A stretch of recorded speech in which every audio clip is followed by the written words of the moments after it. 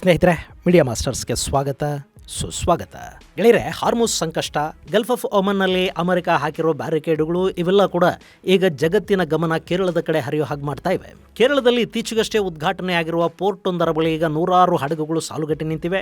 ನಮಗೆ ಹೆಚ್ಚು ಹಡಗುಗಳಿಗೆ ಅವಕಾಶ ಕೊಡೋದಕ್ಕೆ ಸಾಧ್ಯ ಆಗ್ತಾ ಇಲ್ಲ, ಇನ್ನಿಲ್ಲಿಗೆ ಬರಬೇಡಿ ಅಂತ ಪೋರ್ಟ್ ಅಥಾರಿಟಿ ಅಂತಾರಾಷ್ಟ್ರೀಯ ಹಡಗುಗಳಿಗೆ ಮನವಿ ಮಾಡ್ಕೋಬೇಕಾದ ಪರಿಸ್ಥಿತಿಯಲ್ಲಿ ನಿರ್ಮಾಣ ಆಗ್ತಾ ಇದೆ. ಈ ಬಗ್ಗೆ ಕೇರಳದ ಸಂಸದ ಶಶಿ ತರೂರ್ ಟ್ವೀಟ್ ಕೂಡ ಮಾಡಿದ್ದಾರೆ. ಹಾಗಾದ್ರೆ ಯಾವುದು ಆ ಪೋರ್ಟ್? ಹಿಂದೂ ಮಹಾಸಾಗರದಲ್ಲಿ ಅಷ್ಟೊಂದು ಡೀಪ್ ಸಿ ಪೋರ್ಟುಗಳು, ಟ್ರಾನ್ಸ್ ಶಿಪ್ಮೆಂಟ್ ಪೋರ್ಟುಗಳಿದ್ರೂ ಕೂಡ ಕೇರಳದ ಈ ಪೋರ್ಟ್ ಕಡೆಗೆ ಹೆಚ್ಚು ಹಡಗುಗಳು ಯಾಕೆ ಬರ್ತಾ ಇವೆ? ಆ ಪೋರ್ಟ್ ನಿರ್ಮಾಣ ಹೇಗಾಯಿತು? ಅದಕ್ಕಾಗಿ ನಡೆದ ಪರ ವಿರೋಧ ಹೋರಾಟಗಳು, ವಿಳಂಬಗಳು ಹೇಗಿದ್ವು? ಈಗ ಶಶಿ ತರೂರ್ ಇಷ್ಟೊಂದು ಸಂತೋಷದಿಂದ ಯಾಕದನ್ನು ಟ್ವೀಟ್ ಮಾಡ್ತಾ ಇದ್ದಾರೆ, ಬನ್ನಿ ನೋಡೋಣ.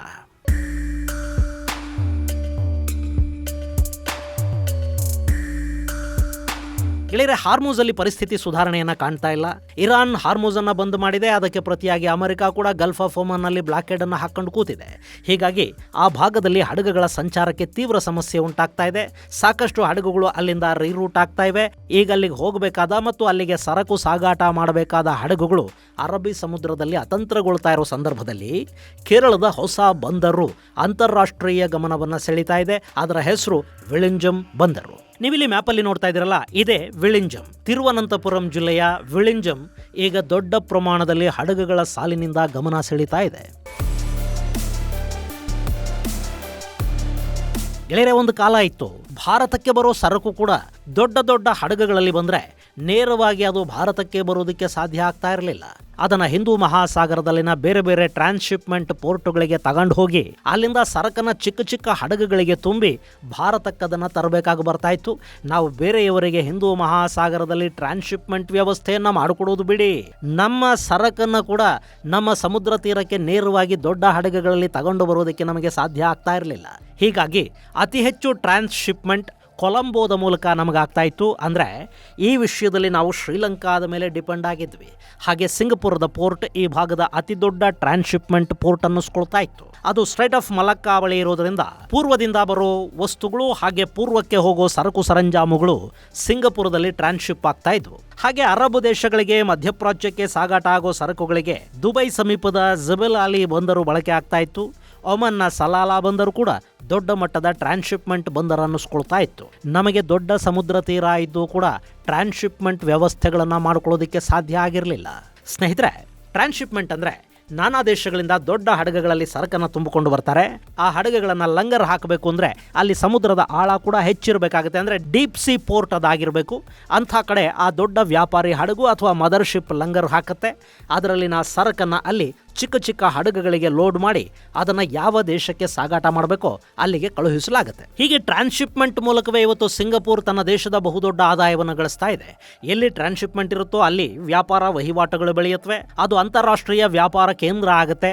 ದೊಡ್ಡ ಮತ್ತು ಚಿಕ್ಕ ಹಡಗುಗಳನ್ನು ಅಲ್ಲಿಗೆ ತರೋದಕ್ಕೆ, ನಿಲ್ಲಿಸೋದಕ್ಕೆ ಪೋರ್ಟ್ ಅಥಾರಿಟಿಗಳು ಹಣ ವಸೂಲಿ ಮಾಡುತ್ತವೆ. ಅಲ್ಲಿ ಸಿಬ್ಬಂದಿ, ನಾವಿಕರು ಉಳ್ಕೊಳ್ಳೋದಕ್ಕೆ ಬೇಕಾದ ವ್ಯವಸ್ಥೆಗಳು, ಸರ್ವಿಸ್ ಇಂಡಸ್ಟ್ರಿಯನ್ನು ಅಭಿವೃದ್ಧಿ ಮಾಡುತ್ತವೆ. ಸೊ ಅದು ಪ್ರತ್ಯಕ್ಷ ಹಾಗೂ ಪರೋಕ್ಷವಾಗಿ ಸಾಕಷ್ಟು ಉದ್ಯೋಗಾವಕಾಶಗಳನ್ನು ಕಲ್ಪಿಸಿಕೊಡುತ್ತೆ ಮತ್ತು ಆದಾಯದ ಮೂಲ ಕೂಡ ಆಗುತ್ತೆ. ಚೈನಾದಂಥ ದೇಶ ಸಮುದ್ರದ ಆಳ ಕಡಿಮೆ ಇದ್ದರೂ ಕೂಡ ಸಮುದ್ರಕ್ಕೆ ಚಾಚಿಕೊಂಡ ಹಾಗೆ ಕೃತಕ ದ್ವೀಪಗಳನ್ನು ನಿರ್ಮಾಣ ಮಾಡಿ ಅಲ್ಲಿ ಡೀಪ್ ಸಿ ಪೋರ್ಟುಗಳನ್ನು ಕಟ್ತಾ ಇದೆ. ಆದರೂ ನಾವು ನೈಸರ್ಗಿಕ ಅವಕಾಶಗಳಿದ್ದರೂ ಇಷ್ಟು ವರ್ಷ ಅದನ್ನು ಮಾಡಿಕೊಳ್ಳೋದಕ್ಕೆ ಸಾಧ್ಯ ಆಗಿರಲಿಲ್ಲ.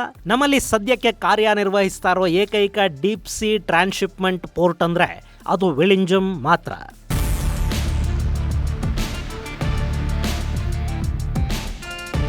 ಗೆಳೆಯರೆ, ಇದು ಭಾರತದ ಮೊದಲ ಡೀಪ್ ವಾಟರ್ ಟ್ರಾನ್ಸ್ಶಿಪ್ಮೆಂಟ್ ಪೋರ್ಟ್ ಅಂತ ಕರೆಸ್ಕೊಳ್ಳುತ್ತೆ.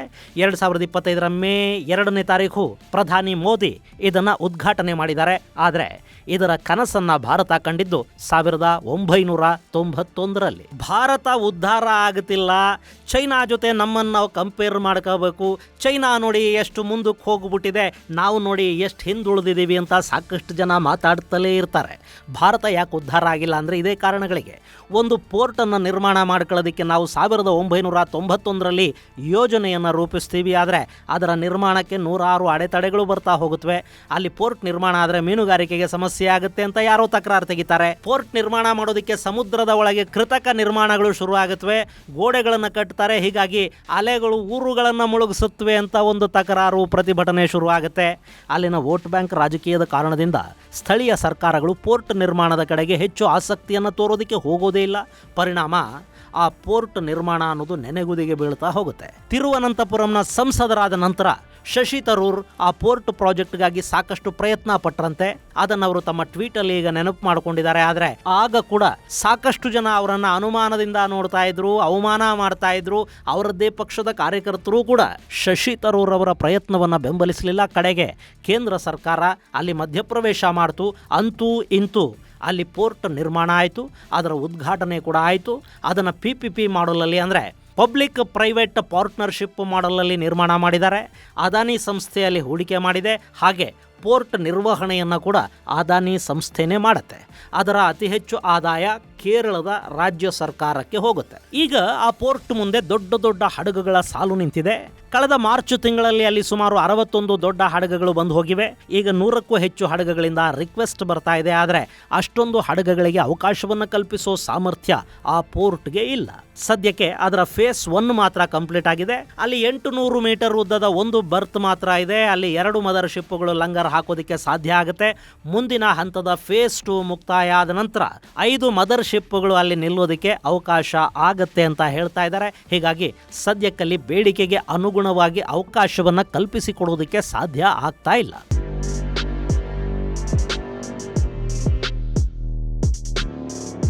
ಇನ್ನು ಈ ಪೋರ್ಟ್ ಕಡೆಗೆ ಬರ್ತಾ ಇರೋ ಹಡಗುಗಳ ಸಂಖ್ಯೆ ಹೆಚ್ಚಾಗ್ತಾ ಇರೋದು ಯಾಕೆ ಅನ್ನೋದು ನಿಮಗೆ ಗೊತ್ತಿದೆ. ಜಾಗತಿಕ ವ್ಯಾಪಾರದ 20% ಹಾರ್ಮೂಜ್ ಮತ್ತು ಗಲ್ಫ್ ಆಫ್ ಓಮನ್, ಪರ್ಷಿಯನ್ ಗಲ್ಫ್ಗಳ ಮೇಲೆ ಆಧಾರಪಟ್ಟಿದೆ. ಅಲ್ಲಿ ಈಗ ಒಂದಲ್ಲ ಎರಡೆರಡು ಬ್ಲಾಕೇಡ್ಗಳಿವೆ. ಹೀಗಾಗಿ ಆ ಭಾಗಕ್ಕೆ ಹೋಗಬೇಕಾದ ಹಡಗುಗಳ ಟ್ರಾಫಿಕ್ ಹೆಚ್ಚು ಕಡಿಮೆ ನಿಂತು ಹೋಗಿದೆ.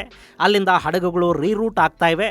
ಈಗ ಅಲ್ಲಿಗೆ ಸರಕು ಸಾಗಾಟ ಮಾಡೋ ಕಂಪನಿಗಳು ಅದಕ್ಕೆ ಬೇರೆ ವ್ಯವಸ್ಥೆಯನ್ನು ಮಾಡಬೇಕು. ಕಾಯೋ ಥರದ್ದಾದರೆ ಟ್ರಾಫಿಕ್ ಸರಿ ಹೋಗೋವರೆಗೆ ಕಾಯಬೇಕು, ಅದಕ್ಕೂ ಕೂಡ ಜಾಗ ಬೇಕು. ಹೀಗಾಗಿ ಆ ಹಡಗುಗಳು ವಿಳಿಂಜಾಮ್ ಕಡೆ ಮುಖ ಮಾಡ್ತಾ ಇವೆ. ಇಲ್ಲಿ ವಿಳಿಂಜಾಮ್ ಅಲ್ಲದೆ ಕೂಡ ಸಾಕಷ್ಟು ಡೀಪ್ ಸಿ ಪೋರ್ಟ್ಗಳು, ಟ್ರಾನ್ಸ್ಶಿಪ್ಮೆಂಟ್ ವ್ಯವಸ್ಥೆಗಳು ಇವೆ. ಆದರೂ ವಿಳಿಂಜಾಮ್ ಕಡೆಗೆ ಯಾಕೆ ಗೆಳೆಯರೆ? ಈ ವಿಳಿಂಜಾಮ್ನ ವಿಶೇಷ ಏನು ಅಂದರೆ, ಭಾರತದ ಮೊದಲ ಆಟೋಮೇಟೆಡ್ ಹಾಗೂ ಗ್ರೀನ್ ಪೋರ್ಟ್ ಅನ್ನಿಸ್ಕೊಳ್ಳೋ ವಿಳಿಂಜಾಮ್ ಅಂತಾರಾಷ್ಟ್ರೀಯ ಶಿಪ್ಪಿಂಗ್ ಲೈನ್ಗೆ ಕೇವಲ 10 ನಾಟಿಕಲ್ ಮೈಲ್ ಅಂದರೆ 19 ಕಿಲೋಮೀಟರ್ ದೂರದಲ್ಲಿದೆ. ಅಲ್ಲಿಗೆ ದೊಡ್ಡ ಹಡಗುಗಳನ್ನು ಡೈವರ್ಟ್ ಮಾಡೋದು ಸುಲಭ. ಹಾಗಲ್ಲದೆ ಗಲ್ಫ್ ಆಫ್ ಓಮನ್ ಕಡೆಯಿಂದ ರೀರೂಟ್ ಆಗ್ತಾ ಇರೋ ಹಡಗುಗಳು ಕೊಲಂಬೋಗೋ, ಸಿಂಗಪುರಕ್ಕೋ ಅಥವಾ ಹಾಂಗ್ಕಾಂಗ್ನ ಡೀಪ್ ಸಿ ಪೋರ್ಟ್ಗೋ ಹೋಗಬೇಕು ಅಂದರೆ ತುಂಬಾ ದೂರ ಹೋಗಬೇಕಾಗುತ್ತೆ. ಅದು ಹೆಚ್ಚು ಖರ್ಚಿನ ಮೂಲ ಅನ್ನಿಸ್ಕೊಳ್ಳುತ್ತೆ. ಇನ್ನು ಈ ಪೋರ್ಟಲ್ಲಿ ನೈಸರ್ಗಿಕ ನೀರಿನ ಆಳ 24 ಮೀಟರ್ ಇದೆ. ಹೀಗಾಗಿ ದೊಡ್ಡ ಹಡಗುಗಳಲ್ಲಿ ಸುಲಭವಾಗಿ ನಿಲ್ಲೋದಕ್ಕೆ ಸಾಧ್ಯ ಆಗುತ್ತೆ. ಅದಕ್ಕೆ ಡ್ರೆಡ್ಜಿಂಗ್ನ ಅವಶ್ಯಕತೆ ಇರೋದಿಲ್ಲ. ಡ್ರೆಡ್ಜಿಂಗ್ ಅಂದರೆ ಹಡಗು ನಿಲ್ಲೋದಕ್ಕೆ ನೀರಿನ ಆಳವನ್ನು ಕೃತಕವಾಗಿ ಹೆಚ್ಚು ಮಾಡೋದು. ಅಲ್ಲಿ ಸಮುದ್ರದ ಕೆಳಗಿನ ಸಿಲ್ಟನ್ನು ತೆಗೆಯೋ ಮೂಲಕ ಅಥವಾ ಇನ್ನಿತರ ಮಾರ್ಗಗಳ ಮೂಲಕ ಕೃತಕವಾಗಿ ಆಳವನ್ನು ಹೆಚ್ಚು ಮಾಡೋ ಅಗತ್ಯ ಕೂಡ ಈ ವಿಳಿಂಜಾಮ್ನಲ್ಲಿಲ್ಲ. ಇನ್ನು ಇಲ್ಲಿ 24,000ಕ್ಕೂ ಹೆಚ್ಚು TEU ಸಾಮರ್ಥ್ಯದ ಅಲ್ಟ್ರಾ ಲಾರ್ಜ್ ಕಂಟೈನರ್ ಶಿಪ್ಗಳು ನಿಲ್ಲೋದಕ್ಕೆ, ಅವುಗಳ ನಿರ್ವಹಣೆಗೆ ಅವಕಾಶ ಇದೆ. ಇತ್ತೀಚೆಗೆ 24,342 TEU ಸಾಮರ್ಥ್ಯದ ಅತಿ ದೊಡ್ಡ ಹಡಗು ಟರ್ಕಿಯಿಂದ ಇಲ್ಲಿಗೆ ಬಂದಿತ್ತು. ಗೆಳೆಯರೆ, ಇಲ್ಲಿ TEU ಅಂದರೆ ಶಿಪ್ ಹಾಗೂ ಅದರ ಕಂಟೈನರ್ ಗಾತ್ರವನ್ನು ಅಳೆಯುವ ಮಾಪಕ. ಒಂದು TEU ಅಂದರೆ 20 ಫೂಟ್ ಈಕ್ವಲೆಂಟ್ ಯೂನಿಟ್, ಅಂದರೆ 20 ಅಡಿ ಕಂಟೈನರ್ಗೆ ಸಮಾನವಾದ ಯೂನಿಟ್ ಅಂತ ಅರ್ಥ. ಇಲ್ಲಿ ಎಷ್ಟು TEU ಜಾಸ್ತಿ ಆದರೆ ಆ ಹಡಗು ಅಷ್ಟು ದೊಡ್ಡ ಹಡಗು ಅಂತ ಲೆಕ್ಕ ಹಾಕ್ತಾರೆ. ಸೊ 24,000ಕ್ಕೂ ಹೆಚ್ಚು TEU ಸಾಮರ್ಥ್ಯ ಈ ಪೋರ್ಟ್ಗಿದೆ. ಹೀಗಾಗಿ ಇದು ಭಾರತದ 50% ಟ್ರಾನ್ಸ್ಶಿಪ್ಮೆಂಟ್ ಅಗತ್ಯಗಳನ್ನು ಪೂರೈಸುತ್ತೆ ಅಂತ ಹೇಳ್ತಾ ಇದ್ದಾರೆ.